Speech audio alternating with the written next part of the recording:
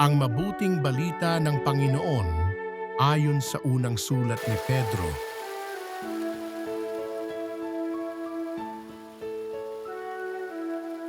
Purihin natin ang Diyos at Ama ng ating Panginoong Hesukristo. Dahil sa laki ng habag niya sa atin, tayo'y isinilang sa isang panibagong buhay sa pamamagitan ng muling pagkabuhay ni Hesukristo. Ang bagong buhay na iyan ang nagbigay sa atin ng malaking pag-asa na kakamtan natin ang isang kayamanang walang kapintasan, di masisira at di kukupas.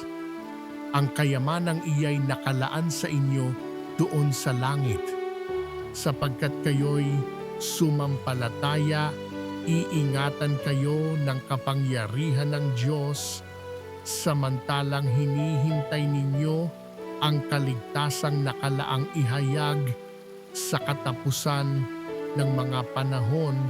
Ito'y dapat ninyong ikagalak, bagamat maaaring magdanas muna kayo ng iba't ibang pagsubok sa loob ng maikling panahon. Ang ginto na nasisira ay pinarararaan sa apoy upang malaman kung talagang dalisay. Gayon din naman ang inyong pananampalataya na higit kaysa ginto ay pinararaan sa pagsubok upang malaman kung talagang tapat. Sa gayon, kayo'y papupurihan, dadakilain at pararangalan sa araw na mahayag si Hesukristo. Hindi ninyo siya nakita kailanman, ngunit nananalig na kayo sa Kanya.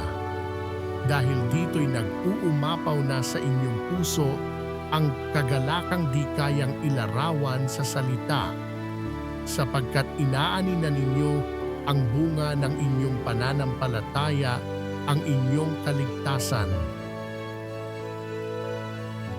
Ang mabuting balita ng Panginoon